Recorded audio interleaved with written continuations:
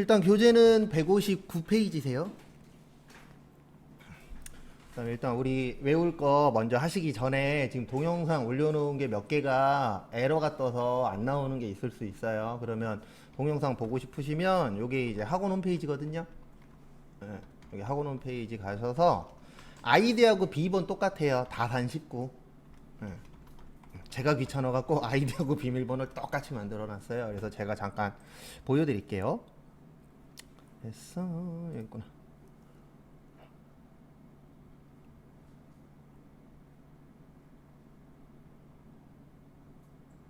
어우 느려. 아주 그냥 좋아. 아주 그냥.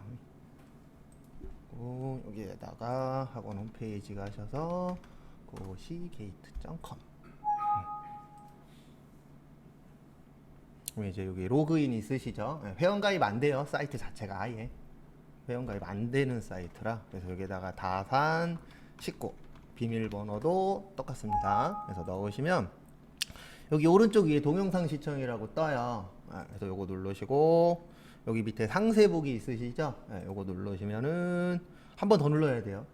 그러면 그 앞에 반에서 찍은 게 여기 다 있어요.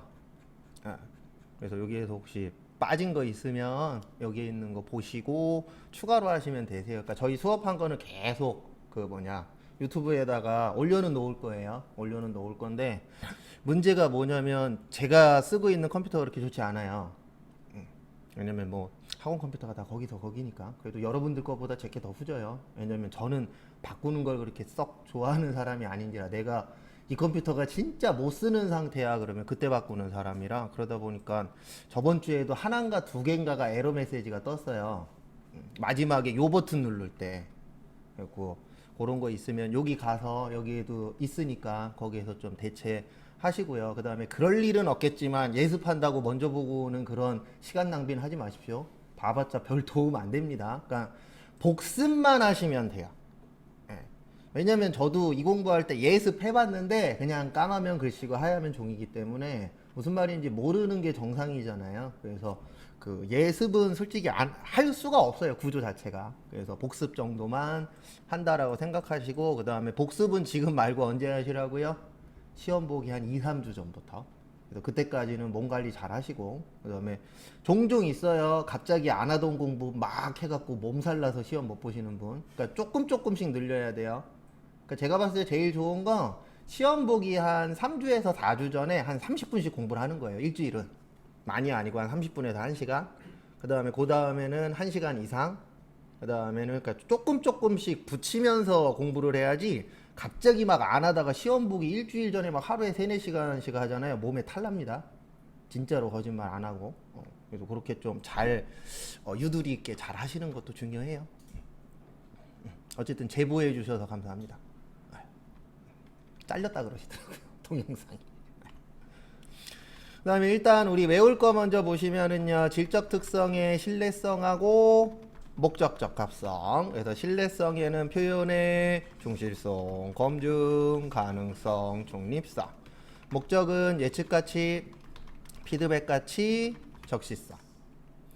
그 다음에 재무제표에 5가지 있었죠. 재무상태표, 손익계산서, 현금흐름표, 자본변동표, 주석.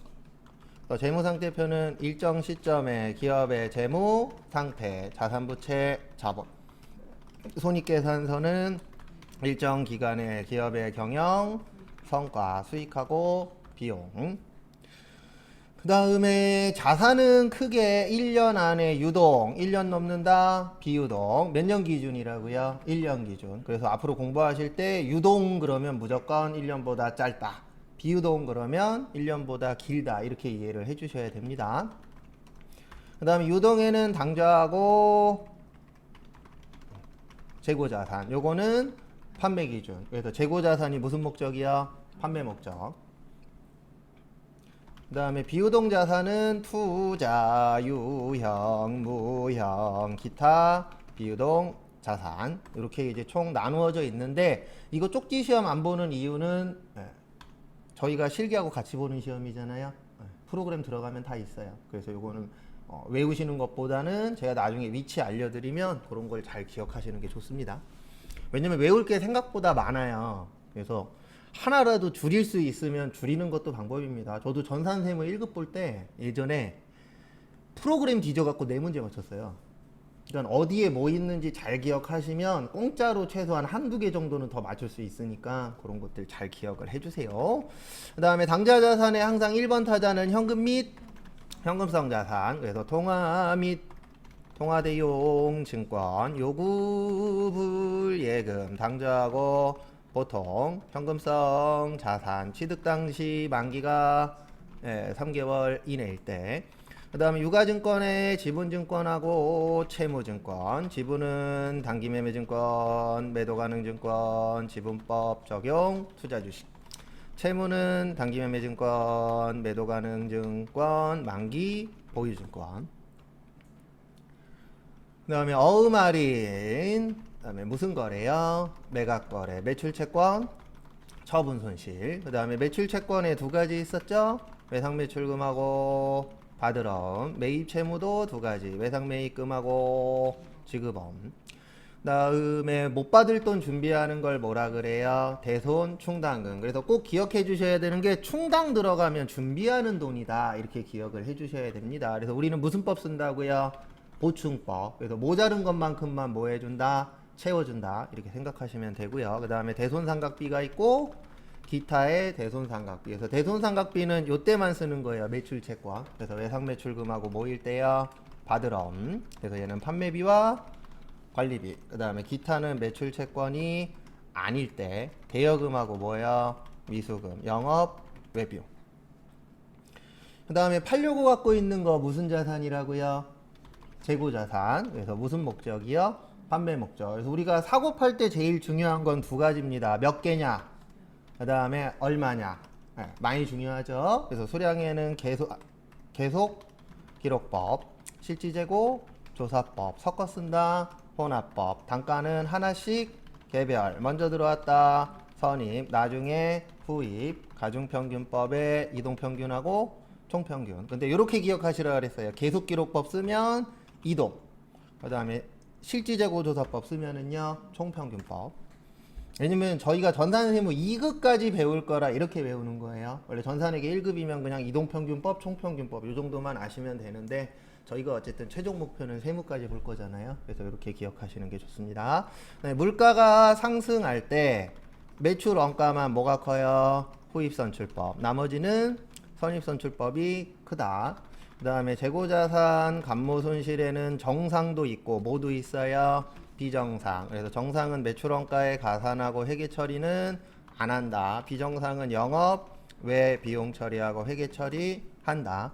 요것도 주로 요 파트는 세무 때 필요해요. 그 다음에 여기 두 개는 이론에서 나옵니다. 참고로. 그래서 암기는 확실히 해주셔야 돼요. 하실 거면. 그리고 안 하실 거면 문 열고 나가시면 됩니다. 안 할 사람 앉아 있는 거 별로 안 좋아해요. 왜냐면 성격이 약간 누구 잘하고 누구 못하고를 별로 안 좋아해요. 항상 마인드는 뭐냐면 우리는 다 떨어질 사람이야. 이제 내가 어떻게 가리키냐에 따라서 다 붙을 수도 있고 다 떨어질 수도 있어. 항상 그 마인드로 하는데, 중요한 거는 입력이나 이런 것들은 제가 어떻게 도와드려서 해결을 할 수 있는데 암기는 제가 방법이 없어요. 제 머리를 빌려드릴 수도 없고. 솔직한 심정으로는 시험 때 잠깐 빌려드리고 싶어요. 그러면 한 3명 정도는 붙을 수 있을 텐데. 근데 불가능하잖아요. 예전에 누가 그 얘기 하더라고요. 선생님이 치마 입고 들어오세요. 걸립니다. 생각을 해보십시오. 치마 입고 가발 쓰고 들어가면 100% 걸려요. 맞죠? 말도 안 되니까. 그냥 웃자고 한 얘기긴 한데 공부가 잘 안 되니까 그냥 한번 얘기했다라 그러시더라고요. 그 다음에 비유동자산에 몇 가지 있다고요? 4가지. 투자, 유형, 무형, 기타. 투자자산에서는 별도로 그렇게 외우실 건 없어요. 그래서 유형자산에서 우리가 기억해야 될 게 감가상각, 그래서 정액법, 정률법, 연수학계법, 이중체감법, 생산량, 비례법. 그래서 정액법은 취득원가 마이너스 잔존가치 나누기 내용연수. 정률은 취득원가 마이너스 감가상각 누계 곱하기 정률. 연수는 취득원가 마이너스 잔존가치 곱하기 내용 연수의 합분의 잔여 내용연수. 그 다음에 이중체감법 취득원가 마이너스 감가상각 누계 곱하기 내용연수분의 몇이요? 2. 그래서 2배다. 그래서 2중이에요. 그 다음에 생산량은 취득원가 마이너스 잔존가치 곱하기 예정 총 생산량분의 무슨 생산량? 단기 생산량. 됐습니까? 네. 그 다음에 제가 교환 혹시 외우라 그랬나요? 교환 얘기 안 했죠? 교환은 저기 세무 외울 때 외우죠. 그건 지금 안 해도 되니까. 그다음에 무형자산 식별 가능, 영업권은 자가창출 안되고 유상 취득만 인정되고, 감가상각할 때 무슨 법이요? 직접법. 내용연수는 20년. 그 다음에 뭘로 해야 될지 모르겠어. 무슨 법이요? 정액법. 그다음에 개발비는 무형자산 연구비 및 경상개발비는 판매비와 뭐요? 관리비. 여기까지였죠? 네. 그 다음에 159페이지 퇴직급여 할 겁니다. 퇴직급여가 뭐죠? 네, 이거예요. 그냥 뭐예요? 퇴직금. 회사 그만두실 때 이제 받는 거. 그래서 일반적으로 퇴직금은 이렇게 계산합니다. 원래는 어떻게 계산하냐면은 퇴직 전 3개월의 평균 임금 곱하기 근속연수. 그래서 퇴직금을 많이 받으시려면 그만두기 전에 받는 금액이 뭐 해야 돼요? 많아야 돼요. 네. 몇 개월치 평균이라고요? 3개월치. 그래서 내가 퇴직하기 전에 3개월 동안 300을 받았어. 그러면 내 기준 금액은 얼마가 되는 거예요? 300. 그 다음에 내가 10년 다녔어. 그러면 300만원 곱하기 10년 하면 3천만원. 근데 중요한 건 거기에서 세금 떼고 받습니다. 다 받는 게 아니고. 네. 돈 벌었으니까 뭐 내셔야 돼요? 세금 내셔야 돼요. 그래서 우리 할아버님 세대에서는 이런 얘기도 많았어요. 나 그만둘 때 퇴직금 1억 받았어. 근데 그게 가능했었던 이유가 뭐냐면 할아버님 세대들은 대부분 평생 직장이었어요. 중소기업도. 네, 웬만하면은 평생 직장 개념이 있었습니다. 그러다 보니까 한 회사에서 30년 있었어. 그러면 그만두실 때 300만 원 받았어도 30년 곱하기 300 하면 얼마예요? 9천만 원이잖아요. 그러니까 1억 가까이 받는 게 가능했죠. 근데 이제 문제가 뭐냐면 다들 아시겠지만 IMF 터지고 그 다음에 과거에는 솔직히 대기업과 중소기업의 월급이 그렇게 많이 차이 안 났어요. 만약에 대기업이 100이면 중소기업이 90 정도? 90에서 한 85 정도? 그러니까 중소기업을 가도 먹고 사는데 지장이 없었어요. 왜냐면 갭이 별로 없었으니까. 근데 지금은 대기업이 100이라고 치면 중소기업이 한 60 정도? 그러다 보니까 사람들이 중소기업 그러면은 이제 나쁜 말로 조소기업 이렇게 얘기하잖아요. 실제 있는 말이에요. 맞죠? 제가 없는 얘기하는 거 아니에요. 인터넷에 쳐보세요. 있어요. 왜냐면 대기업에 비해서 당연히 복지라던가 월급이라던가 이런 게 좋아요? 나빠요? 나빠요. 왜냐면 그 갭이 이제 나버렸기 때문에. 근데 가장 큰 문제는 대기업에서 중소기업한테 되게 나쁜 짓을 많이 하잖아요. 그러니까 이제 이게 갭이 벌어진 거죠. 그러다 보니까 이제 이것도 문제가 되는 거예요. 왜냐면 퇴직금을 한 번에 줘야 되는데 원래 원칙은 원래 퇴직금이라는 건 회사를 이제 그만두고 정년 이후에 노후에 쓰라고 만든 자금이 뭐예요? 퇴직금이에요. 근데 문제는 뭐냐면 요즘에는 대기업 같은 경우에 막 40 초중반에 다 잘려요. 네.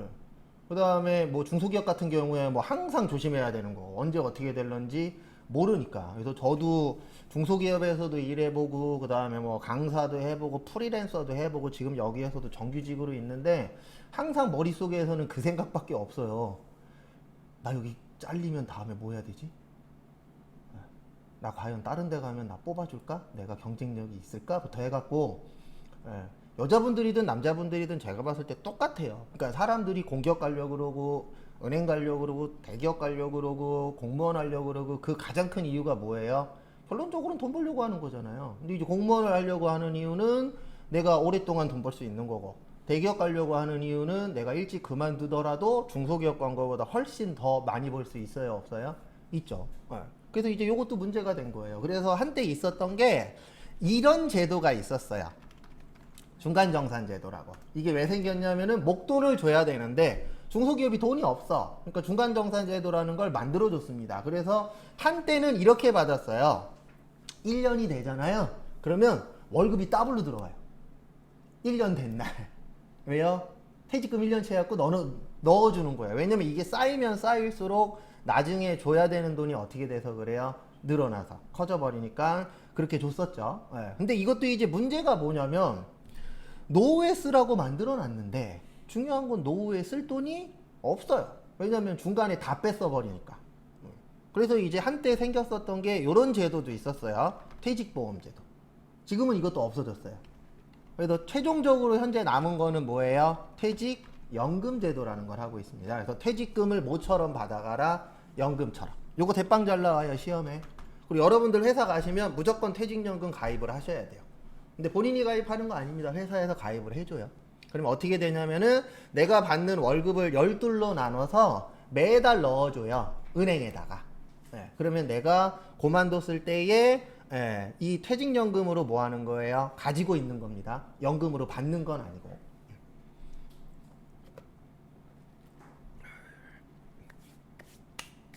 우리나라의 가장 큰 문제가 퇴직금 받으면 뭐 차려요? 만만한 게 닭집입니다. 그래갖고 이것 좀 오래된 데이터긴 한데 우리나라에 있는 치킨집이 KFC 아시죠? 전 세계에 있는 KFC보다 우리나라에 있는 치킨집이 더 많아요. 이게 현실입니다. 근데 그거보다 더 많은 게 뭔지 아세요? 치킨집보다 더 많은 거. 공인중개사, 부동산. 근데 부동산보다 더 많은 게 있습니다. 그렇죠. 교회가 1등이었어요. 이거 진짜로 통계청에서 뽑은 거예요. 근데 지금은 어떻게 바뀌었을지 모르겠는데 과거 데이터긴 한데 거의 비슷할 거예요. 왜냐면 우리 동네만 해도 치킨집이 몇 개야. 그 조그만 동네에.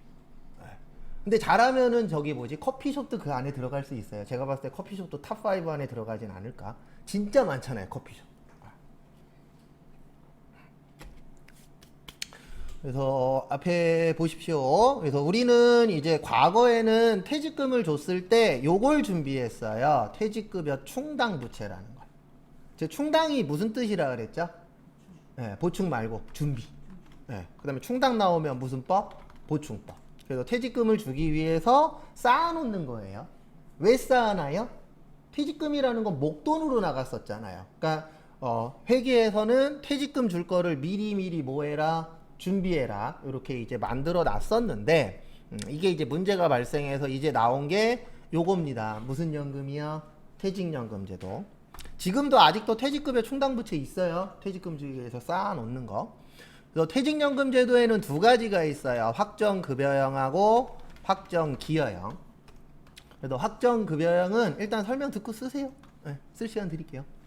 확정급여형은 말 그대로 확정된 퇴직금을 받는 거예요. 그러니까 옛날 퇴직금 제도하고 큰 차이가 없어요.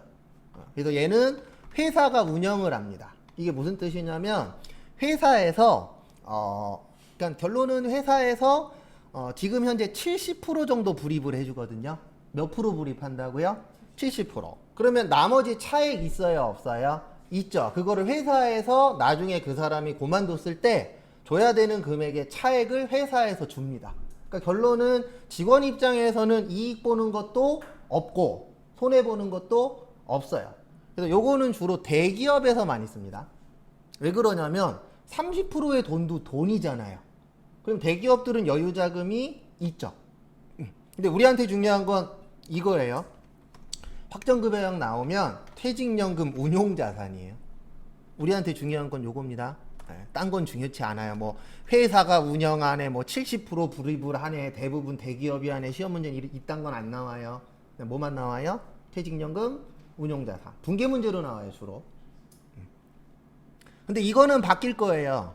70% 불입은 올라가야 되는데 여의도에서 일을 안 하시고 계속 싸우기만 하고 계셔서. 근데 여의도에서 제대로 일하시면은 지금은 퇴직연금 빼쓰기가 되게 쉽거든요. 회사 그만두고 퇴직연금 통장이라는 걸 만들어요. 그럼 거기에서 그냥 돈 빼면 돼요. 그러면 은행에서 세금 빼고 나머지를 줍니다. 그래도 지금은 빼쓰기가 쉬운데 나중에 국회에서 일을 열심히 하기 시작하시면 퇴직연금에서 돈 빼기가 힘들 거예요. 특수한 경우 몇 가지 빼놓고는. 그 다음에 확정기여형은 직원이 운영해요. 그리고 회사에서는 100%다 넣어줍니다. 그러니까 직원이 그 상품을 바꿀 수도 있어요. 그래서 나는 이런 거 말고 조금 더 이익을 많이 내고 싶어. 그러면 주식형이라든가 이런 걸로 바꾸는 것도 가능합니다. 근데 저는 안전하게 가는 걸 좋아하기 때문에 저희도 들고 있어요. 저희는 적금에다 넣고 있어요. 그러다 보니까 이자율이 세요, 약해요? 약해요. 네. 그 대신 조심하셔야 되는 게 뭐냐면 주식으로 넣었다가 손해보면 그 손해를 누가 다 떠안아야 돼요? 직원이 떠나야 돼요. 그래서 전문가들이 하는 얘기는 뭐냐면 계속 이익이 나다가 내가 뺄 때쯤에 손해 한번 나버리잖아요. 그러면 결론은 손해본대요. 그래서 조금 안전하게 가는 게 좋지 않을까. 왜냐면 퇴직금이라는 게 어떻게 보면은 내가 회사를 그만두고 최후의 보루예요. 근데 그건 알고 계셔야 됩니다. 금방 없어집니다. 금방 없어져요. 뭐 돈 1,000만 원 쓰는 거 무서워요. 저도 진짜 공부한답시고 3개월 만에 다 썼다니까요. 학원비 내고 밥 먹고 그다음에 뭐 버스비 내고 어쩌고저쩌고 하면은 돈 1,000만 원 돈도 아니에요, 솔직히. 1억이 있어 보세요. 1억 금방 써요. 1억 하루면 쓸 수 있잖아요. 명품 매장 가갖고 여기부터 여기요. 끝이잖아요. 여기부터 저기 끝도 필요 없어. 여기부터 여기요. 한 3, 4개 사면은 1억 쓸 수 있으니까. 비싼 매장 가. 요거는 주로 중소기업에서 많이 써요. 근데 웃긴 게 뭐냐면 대기업이 많아요? 중소기업이 많아요? 중소기업이 많죠. 근데 가입률은 여기가 70%거든요. 가입된 비율은. 그 다음에 확정급여형이 30%예요. 근데 금액은 거꾸로예요. 확정급여형에 들어가 있는 돈이 70%고 기여형에 들어가 있는 돈이 30%예요. 왜 그럴 수밖에 없어요? 월급이 차이가 어떠니까요? 심각하니까. 근데 우리한테 필요한 거는 요게 필요해요. 기여형 나오면 무슨 급여? 퇴직급여. 그러니까 요거는 자산이에요. 왜냐면 회사 거니까 아직. 요거는 비용입니다. 돈만 주면 끝이에요. 뭐 직원이 운영하니 100% 부리비니 중소기업이니 이런 건 안 나옵니다. 그냥 퇴직연금 운용 자산이냐 퇴직급여냐 요게 중요해요. 그 다음에 지금부터 얘기 드리는 건 시험에 안 나와요. 그래서 쓰실 필요도 없다라는 거 참고하시고 IRP 계좌라고 있어요. 요게 간단하게 설명드리면 퇴직연금 개인 통장이에요. 그래서 여러분들이 회사를 다니시다가 저 그만두겠습니다 그러면은 요거 만들라 그럴 거예요. 그래서 요 IRP 통장, 근데 은행 가서 그냥 이렇게 얘기하면 돼요. 저 퇴직했는데 퇴직연금 통장 만들러 왔다고. 그러면 알아서 잘 설명해 줍니다. 그 통장 이제 만드시면 퇴직금이 거기로 들어가요. 그래서 난 돈이 필요해 그러면 뭐 하면 된다고요? 해약하시면 돼요. 해약하면은 저기 뭐냐 퇴직금 관련된 세금 띄고 내 통장에 들어오고요. 아니면 거기에다가 묶어 놓으셔도 돼요. 왜냐면 이게 왜 생겼냐면 요즘엔 평생 직장이 아니잖아요. 그래서 A라는 회사를 3년 다니다가 B라는 회사를 2년 다니다가 이렇게 왔다 갔다 할 수도 있어요, 없어요? 있죠. 그러면은 그 3년 다녔던 거 그만두고 IRP 계좌에다 묶어 놓고 2년 다녔다가 그만두고 IRP 계좌에다 묶어놓고 이런 식으로 해갖고 나중에 목돈을 만들 수도 있어요. 근데 그거는 이제 본인이 선택하시는 겁니다. 그 다음에 이제 연금 얘기 나온 겸 하나 또 설명을 드릴게요. 이거는 꼭 준비를 하셔야 되는데 뭐냐면 우리 일반적으로 회사 다니시면 요거 듭니다. 무슨 연금이요? 국민연금. 그 다음에 일반적으로 얘까지는 들어요. 무슨 연금까지요? 퇴직연금. 그 다음에 개인연금도 하나씩 드십시오. 일명 사적연금이라고 하는데 우리 은행 가거나 보험하시는 분들이 연금 하나만 드십시오 라고 얘기할 때 있어요, 없어요? 있죠. 그게 요거예요. 그래서 이렇게 3개를 준비는 하셔야 돼요, 기본적으로. 근데 실질적으로 이거는 쉽지 않아요. 왜냐면 목돈 들어가니까. 참고로 전 있어요. 이미 끝내놨어요. 저희 어머니가 저기 주특기가 돈 있을 때 저기 뭐냐 보험금 만기시키시는 게 주특기라 저 장가 갈 때 마무리해서 주셨더라고요. 제 나이 55세 되면은 330만 원씩 나와요. 1년에 한 번씩. 그러니까 한 달에 한 30만 원 정도? 근데 불입한 거는 16만 원인가 그러거든요. 근데 제가 좀 어렸을 때 들은 거라 보험 들으실 거면 빨리빨리 드는 게 좋아요. 그러면은 빨리 마무리 되니까. 저는 좀 준비가 조금은 돼 있어요. 국민연금 얼마 전에 120회 끝났고 퇴직연금 들고 있는데 얼마 안 돼요. 저도 봤는데 얼마 안 되더라고요. 근데 어쨌든 이렇게 3가지 준비하셔서 나중에 나이 드셨을 때 얼마씩은 받아야 돼요? 한 달에? 해가 잡쳐서 얼마씩은 통장에 찍혀야 될 거라고 생각해요? 물가상승률 감안해서 이렇게씩은 찍혀야 돼요. 네, 얼마요? 300씩은. 근데 이 300이라는 게 그냥 기본적인 생활할 때 필요한 돈이에요. 네, 그냥 먹고 자고 쓰고 하는 데만 얼마 정도가 필요해요? 300. 네, 어쩔 수 없어요. 왜냐면 손주 놀러 오면 뭐 줘야 돼요? 용돈 줘야죠. 그렇죠. 용돈 안 주면 안 옵니다. 요즘 시대가 어떤 시대인데요. 저희 조카도 예전에 보면은 돈 이렇게 흔들고 있으면은 인사할 때 목소리가 틀려요. 예. 근데 돈이 없으면은 인사할 때 희마리가 없어요. 예. 근데 제일 중요한 건 우리 와이프가 친조카가 딱 하나거든요. 예. 왜냐면 동생네가 딱 하나밖에 안 나서 맨날 만날 때마다 오빠 돈 있어? 그러면 있어. 그러면 용돈 줘야지. 맨날 만날 때마다 3만 원, 5만 원씩 나가는데 그것도 만만치 않더라고요. 저희는 또 자주 만나는 편이라 집에서 이렇게 안 멀어갖고 요즘에 코로나 때문에 못 만나서 그러는데 자주 만날 때에는 일주일에 한 번씩?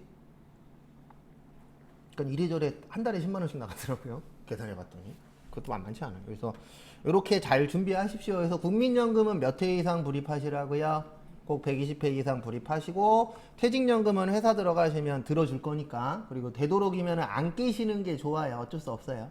그 다음에 좀 여력이 되시는 분들은 요것도 드시고 근데 개인연금, 사적연금은 여력이 있으면 하는 거예요. 근데 나는 내일 죽겠어. 그럼 이거 들면 안 됩니다. 제가 실제 하나 얘기해 드릴게요. 제가 실제 겪었었던 일인데 저는 영업하시는 분을 별로 안 좋아해요. 왜냐면 내가 당한 적이 몇 번 있어서. 그래서 아는 형 중에 하나가 보험을 하는데 되게 좋은 보험이 있대. 그때 좀 잘 벌 때였어요. 아직 장가도 가기 전이었고 나쁘지 않게 벌 때였는데 30만 원짜리를 들었어요. 나한테 무슨 거짓말을 했냐면 이거 6개월이나 1년만 있으면 내가 낸 것보다 많아진대요, 금액이. 근데 뭔가 찝찝한 거예요. 네. 원래 제가 사람을 좀 잘 안 믿어요, 특히 돈 들어간 거. 그래서 인터넷을 이틀을 뒤졌어요. 그 블로그부터 지식인까지 한 200개를 읽었어요. 근데 결론이 났어요. 이거 10년 지나도 원금 회복이 될까 말까 한 보험인 거예요. 3개월 들고 3개월이면 90 들어갔잖아요. 해약했거든요. 얼마 받았냐면 9만 원 받았어요. 원래 보험은 해약하면 무조건 손해예요. 그래서 시작할 때 꼭 그걸 생각을 해야 돼요. 그러니까 지금 생각해보면 해약한 걸 되게 잘했어요. 왜냐면 지금 그거 있었으면은 100% 적자거든요. 저희 집 가계부는. 안 그래도 지금도 적자인데. 그리고 3개월 붓고 90 넣었는데 진짜 한 10만 원인가? 10만 원 안 됐던 걸로 기억해요. 그리고 연 끊었잖아요. 근데 그거 알고 계십시오. 우리가 보험을 얼마나 부어줘야 그 보험 가입하신 분한테 해가 안 될까요? 제가 3개월 부었다니까요. 근데 저한테 전화 왔다니까요. 왜 예약했냐고. 1년은 부어주셔야 돼요. 참고로 1년 안에 예약하면은 이게 수당이라고 하죠. 수당이 나가거든요. 그거 다시 토해내야 돼요. 뱉어내야 돼요. 그래서 그런 얘기 있잖아요. 뭐지? 보험 자기가 내주고 있다라는 거 종종 나오잖아요. TV나 그런 데 보면. 그게 왜 그러냐면 1년은 지나야 그 수당이 다시 안 뱉어도 된대요. 그 사람이 해약을 하더라고. 그래서 3개월 만에 했더니 전화 왔더라고요. 왜 해약했냐고. 앞으로 볼 일 없으니까 끊으라 그랬죠. 짜증났어요 진짜. 왜냐면 나한테 거짓말 했잖아요. 난 그때 되게 순진했는데 난 진짜 거짓말 안 하고 계란이 계란 갖고 가갖고 요게 돌이야. 그럼 난 진짜 돌이라고 믿었었던 사람인데 한 번, 두 번 이렇게 스크래치를 당하다 보니까 이제는 요게 돌이야. 그러면 돌 갖고 그냥 가. 그 다음에 왔다 갔다 하다 보면 그런 현수막 있잖아요. 뭐 아파트 사자마자 뭐 프리미엄이 1억 붙는다. 그러면 뭔 생각하냐면 1억 붙으면 네가 사지 왜 나한테 알려줘. 약간 이런 식으로 사회를 좀 안 좋게 보게 되더라고요. 근데 거짓말 안 하고 저 되게 순수했어요. 학교 졸업할 때까지 전까지만 해도. 근데 학교 졸업하고 나서 사회가 나를 이렇게 만들었지. 결론은 우리한테 필요한 건 요거예요. 확정급여형 나오면 퇴직연금, 운용자산, 확정기여형 나오면 뭐예요? 퇴직급여. 요거 잘 기억하시고. 그 다음에 넘길게요.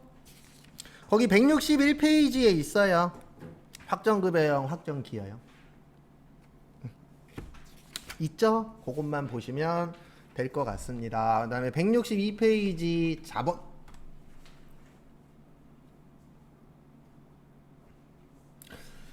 자본이 제대로 공부하면 머리 터져요.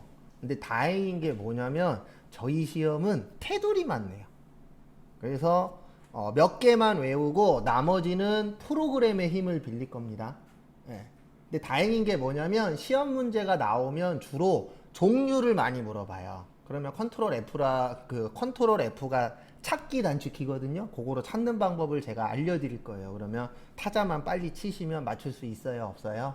있어요. 그래서 그런 것들은 제가 알려드릴 거고, 일단 우리가 기억하셔야 되는 게 자본금, 이익잉여금, 결손금 처리 순서는 외우셔야 돼요. 2장짜리에 있어요. 외우시라고 드린 거 참고하시고.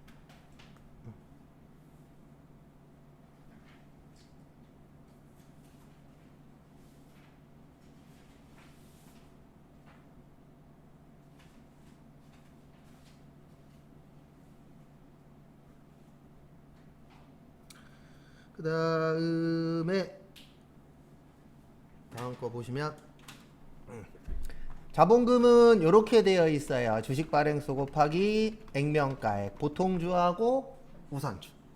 그래서 요거를 법정 자본금이라 그래요. 뭐라 그런다고요? 법정 자본금. 왜 법정 자본금이라고 하냐면 법에 정의되어 있는 거예요. 주식 발행수에다가 뭐 곱해라? 액면가액 곱해라. 그 다음에 우리가 일반적으로 주식 그러면 요거 얘기하는 거예요. 무슨 주요? 보통주.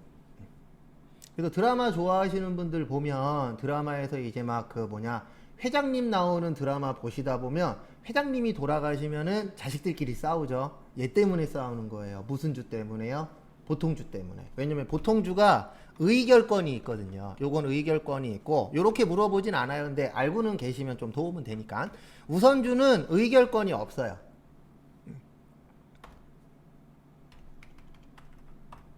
의결권이라는 게 되게 중요해요. 또 주주총회 할 때 이 의결권 갖고 있는 사람이 회장님 편이 많아야 내가 그 회사를 지배할 수 있거든요. 그래서 보통주가 일반적으로 의결권이 있는 주식이고, 우선주는 말 그대로 보통주보다 우선해서 받을 수 있는 거예요. 그래서 만약에 내가 갖고 있는 게 배당 우선주야, 그러면 뭐를 받을 수 있는 거예요? 배당금을 보통주보다 먼저 받을 수 있는 거예요. 그런 것들을 무슨 주라 그래요? 우선주라고 하는데, 그런 건 안 물어봐요. 그냥 저희 시험에는 자본금은 주식 발행수 곱하기 액면가액이다 이렇게 나와요. 근데 이렇게 잘 나와요. 시험 문제 어떻게 잘 나오냐면 주식 발행수 곱하기 발행가액이다 이렇게 잘 나와요. 발행가액이에요? 액면가액이에요? 액면가액이에요. 그래서 그렇게 좀 잘 나옵니다. 그 다음에 이익잉여금에서 잉여의 뜻이 뭐예요? 잉여. 네, 남은 거예요. 그래서 이익잉여금은 일에서 남은 거를 이익잉여금이라고 합니다. 영업해서 남은 거. 그 다음에 저희가 외우진 않을 건데 자본잉여금이라고 있어요. 자본잉여금은 주식해서 남은 거고요. 이익잉여금은 일에서 남은 거예요. 그럼 회사 입장에서는 뭐 둘 다 좋은 겁니다. 왜냐면 어쨌든 남아야 좋아요? 모자라야 좋아요? 남아야 좋은 거예요. 회사 입장에서. 왜냐면 이익 창출하는 게 주목적이기 때문에. 그래서 이익잉여금 보시면 이익잉여금에는 두 가지를 외울 겁니다. 이익준비금하고 끝에가 적립금. 그리고 거기 2장짜리에 없는데요. 이거는 시험 문제 거의 안 내는데, 이익준비금을 다른 말로 법정적립금이라고도 해요. 법정 그러면 어디에 나와 있는 거라고요? 법에. 근데 이 법정적립금은 오늘만 쓰고 앞으로는 안 쓸 거예요. 왜냐면 저희 시험에는 그냥 이익준비금만 나옵니다. 그래서 이익준비금은 정의를 외우셔야 돼요. 현금배당의 10분의 1 이상, 자본금의 2분의 1까지.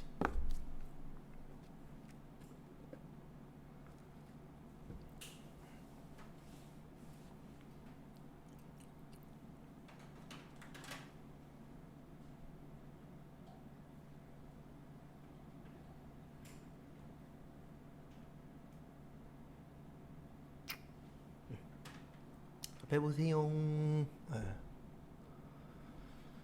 그래서 부연 설명을 조금 더 드리면 저희 시험은 주로 요게 많이 나와요. 몇 분의 몇이요? 10분의. 그러니까 이게 뭐냐면은요. 회사 입장에서 현금 배당이라는 건 안 좋은 거예요. 왜 안 좋으냐면 현금 배당이라는 거는 회사에 있는 돈을 외부로 유출시키는 거예요. 돈으로 주는 거거든요. 근데 이게 이제 왜 문제가 되냐면 회사가 돈이 회사 입장에서 봤을 때 다른 거 다 배제하고 회사가 돈을 많이 갖고 있어야 안전할까요? 외부로 돈이 많이 나가야 안전할까요? 회사가 돈을 많이 가지고 있어야 안전하겠죠. 근데 문제는 뭐냐면 현금 배당을 하면 할수록 회사 돈이 어떻게 돼요? 줄어들어요. 그래서 우리나라에서 이제 문제가 되는 게 뭐냐면 우리나라 회사가 안 좋아지면 국내에서 안 사가면 어떻게 마무리하죠? 항상 외국 회사한테 팔아버려요. 쌍용도 그런 상황들이 있었고 한때. 그러다 보니까 이제 어떤 문제가 생기냐면 현금 배당으로 이익 나는 거를 빼돌리는 거예요. 자기네 나라로. 그 다음에 기술력도 빼돌리고. 그래서 없어지는 회사들도 실제 있어요. 그래도 국가에서는 이제 현금 배당 주면은 회사가 좀 위험할 수도 있다. 그래서 현금 배당을 주는 금액의 몇 분의 몇은 쌓아놓으란 얘기예요. 10분의 1 이상. 그거를 무슨 준비금이라 그래요? 이익 준비금이라고 합니다. 그 다음에 결손금 처리 순서는 꼭 순서대로 외우셔야 돼요. 저희가 암기할 때 전산회계 1급 때 하나, 전산세무 2급 때 하나, 총 두 가지는 순서대로 외우셔야 돼요. 왜냐면 얘는 시험 문제 나오면 무조건 이렇게 나옵니다. 순서대로 뭐 해라? 나열해라.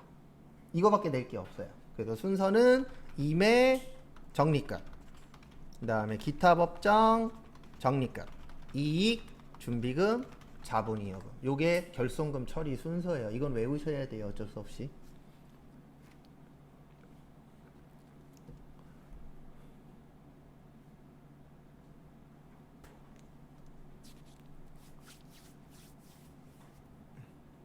그 다음에 지금부터는 교재 보면서 간략하게 또 설명을 드리도록 하겠습니다. 근데 참 누가 만들었는지 용어 어렵게 잘 만들었죠. 무슨 말만 하면 처음 듣는 말이야. 맞죠? 근데 어쩔 수 없어요. 왜냐면 다 똑같으니까요. 저도 군대에 있을 때 저희는 취사병이 따로 없어서 돌아가면서 밥했거든요. 그 처음 김치찌개 끓일 때 맨날 엄마한테 전화했어요. 엄마 김치찌개 끓여야 되는데 뭐 넣어야 돼? 난 아무것도 모르니까. 맞아가면서 배웠거든요. 그것도. 그리고 요리는 어느 정도 해요. 웬만큼. 그때 이제 맞아가면서 배운 게 좀 있어갖고. 근데 요즘엔 못 때립니다. 7월 달부터인가 핸드폰 사용 완전히 다 되도록 됐잖아요. 때리면 집에다 뭐 하면 돼요? 전화하면 돼요. 엄마 누가 때렸어요. 그럼 이제 국방부로 이제 엄마가 전화하는 거죠. 맞잖아요. 이제 핸드폰 다 써요. 그럼 때릴 때마다 녹음하면 되죠. 이놈의 새끼 가만두지 않겠어. 근데 구타는 없어지는 게 맞아요. 근데 이제 구타 대신 이제 다른 게 생기겠죠. 얼차려라든가. 근데 솔직히 제가 구타도 당해보고 얼차려도 당해봤거든요. 근데 한 대 맞는 게 나아요. 엎드려 뻗쳐 10분 하고 계셔볼래요? 그냥 뺨 한 대 맞는 게 빨라요. 그 다음에 저거 한번 해보세요. 치약 뚜껑 있죠? 치약 뚜껑 거꾸로 해놓고 거기에다 머리 박아보세요.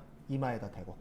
그러면 치약 뚜껑이 이마로 조금씩 들어옵니다. 전 그것도 했어요. 그 다음에 매미도 했어요. 매미가 뭐냐면 이거 있죠? 여기에 매달려서 맴 이것도 했었어요. 떨어지면 떨어질 때마다 한 대씩 맞고. 참 좋을 때 했죠, 군생활을. 참고로 전 연탄 때 했어요. 연탄불 꺼먹어갖고 돼지게 맞은 적도 있고. 잠이 많아갖고 연탄을 갈고 잤었어야 되는데 그냥 잤어요. 그랬더니 누가 깨워요. 그랬더니 나오래요. 그랬더니 일단 때리고 시작하더라고요. 근데 연탄불 꺼먹었다고. 그래갖고 잽싸게 떠가갖고 슈퍼에서 저기 번개탄 사다가 다시 붙여놨죠. 왜냐면 그거 꺼지면은 전체 집합이거든. 전체 집합도 몇 번 걸렸어요. 전체 집합이 뭐냐면 제일 위에 사람이 저희가 한 18명 되거든요. 그러면 뺨을 한 대씩 때리고 가요. 두 번째부터 끝에까지. 그러면 내가 그때 18번째였어요. 거의 막내였어요. 그러면 한 대씩 빠바바바바바박 때리고 가요. 그러면 둘째도 앞으로 잘해 그러면서 뺨을 한 대씩 다다다다다다닥 때리고 가요. 그러면 한 7번째인가 8번째에 꼭 착한 고참이 있어요. 앞으로 잘하자, 해산, 그러면 꼭 가운데 꼭 거지 같은 놈이 하나 있어요. 한 12번째인가 13번째가 내 밑으로 화장실로 모여. 화장실 가서 또 맞아요. 그러면 난 때릴 사람이 없어. 난 거의 막내니까. 그리고 맨날 이제 펑펑 우는 거죠. 혼자서 저희 부속가. 그 TV에서 보면은 막 가끔씩 구타 나오잖아요. 현실이었어요. 그리고 얘기 들어보니까 예전에는 자살한 사람도 많았다 그러더라고요. 워낙에 구타가 심했으니까. 이런 얘기 해드릴 때는 눈이 초롱초롱하세요. 네, 162페이지 보시면 필요 없는 건 안 볼 거예요. 163페이지 보세요. 거기 가운데 보시면 자본금 있죠? 주식 발행수 곱하기 무슨 금액이라고요? 액면 금액. 요거 갖고 장난 잘 칩니다. 액면을 발행으로 잘 바꿔요. 그거 주의하시고. 그 다음에 할증 발행 밑에 보시면 조금 진한 색으로 주식 발행 초과금. 그 다음에 할인 발행 밑에 보시면 뭐라고 있어요? 주식 할인 발행 차금.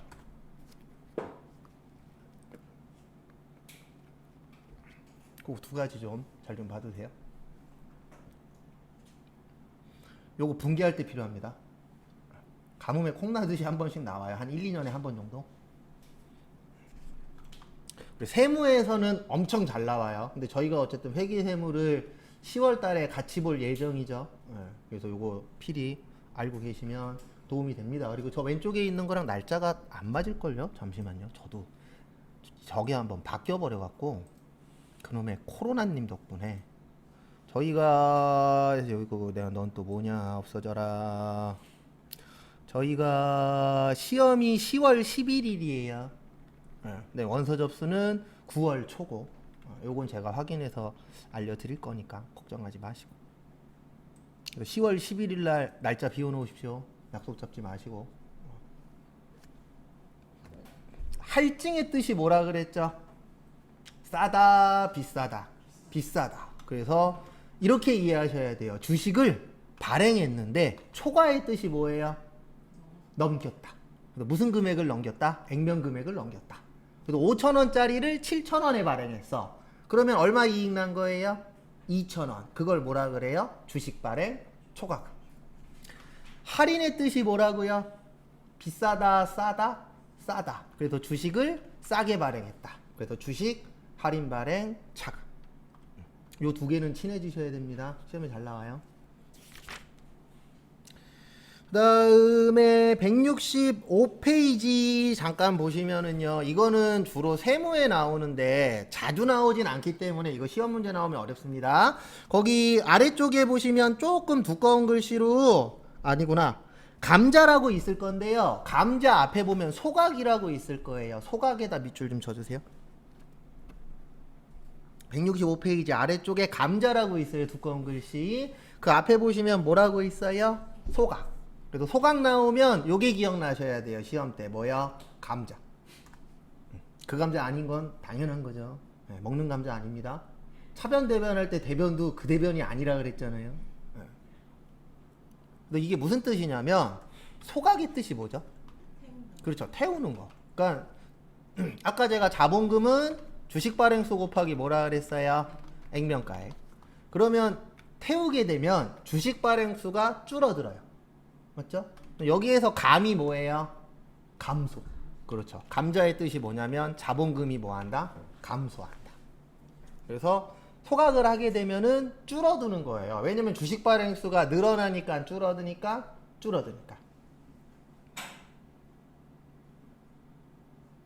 뭐가 더 좋은 건 없어요. 그리고 소각이라는 건 안 하는 게 좋은 겁니다. 왜냐면 감자가 일어난다는 얘기는 우리 회사의 현재 상황이 좋다, 나쁘다? 나쁘다라는 뜻이에요. 왜냐면 회사가 좋아지려면 무조건 증자를 해야 돼요. 맞죠?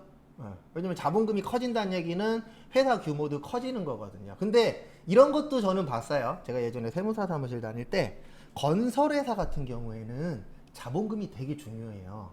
왜냐면 자본금이 얼마냐에 따라서 수주할 수 있는 그 건설 금액이 틀려지거든요. 그래서 가짜로 뻥튀기 시키는 것도 있어요. 사채 끌어다가 가짜로 올려버리는 거예요. 없는데, 돈이 없는데. 그렇게 해갖고 하는 데들도 실제 많다 그러더라고요. 우리나라 사람들 머리 좋다 그랬잖아요. 그래갖고 남의 돈 빌려다가 뻥튀기 시키는 경우도 실제 있대요. 또 소각 나오면 요 분을 기억하셔야 돼요. 감자 차익하고 감자 차손.